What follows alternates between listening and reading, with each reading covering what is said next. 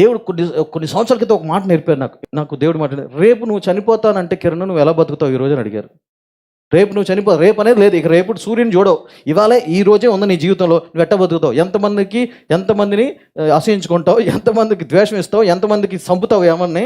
అప్పుడు ఏమవుద్ది, మొత్తం నాకు తెలిసి తగ్గిపోద్ది. మంచి వాళ్ళకి మూర్ఖులుగా ఉంటాడు, అడాది చేస్తాడు. ఆ మూర్ఖులు మాట్లాడట్లా.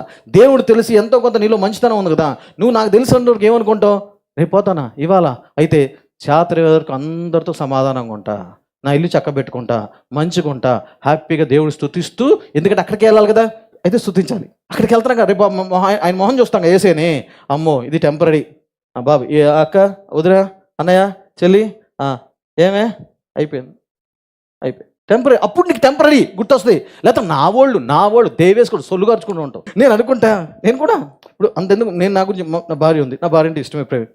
నేను చాలాసార్లు అనుకున్నాను, తనకి తెలియదు, నేను పట్టుకుని బాగున్నావు మంచుకున్నావు ఏమంటున్నా ఆలోచన, ఎంతవరకు రేపు మాపు ముసల్దాని అవుతావుగా, ఈ అందం నువ్వు ఎంత కలర్ వేసుకో, ఎంత మంచిగా ఉండు, ఎంత ఎక్సర్సైజ్ చేయి, 10 సంవత్సరాలు 20 సంవత్సరాల తర్వాత వాట్ ఉస్కే బాద్ క్యా, నేను ఇంట్లోనే ఆలోచిస్తా.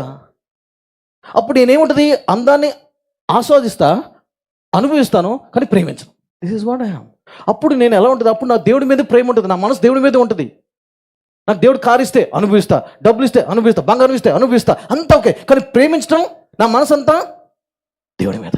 అందుకని పౌలు అంటాడు, పై వాటి మీదే మనసు పెట్టుకోండి, ఇలా చేస్తేనే మన మనసు కుదురుగా ఉంటుంది. సో అట్లా రేపు అనేది లేదు అంటే ఈరోజు ఎలా బతుకుతామని అనుకుంటే అప్పుడు ఇదంతా తాత్కాలికం, అది పర్మనెంట్ అని మనము దేవుని మీద మనసు నిలిపి సన్యాసులాగా బతకమంటలా. దేవుడు మనసు ఆయన మీద ఉంటుంది, కానీ దేవుడు చెప్పింది చేస్తాం. ఎందుకంటే నువ్వు చెప్పేదే శాశ్వతం ప్రభా. సో నేను నోరు మూసుకుని నా కోరికలు, నా ఇచ్చలు, నా వాంఛలను పక్కన పెట్టి నువ్వేం చెప్తే అది చేస్తా.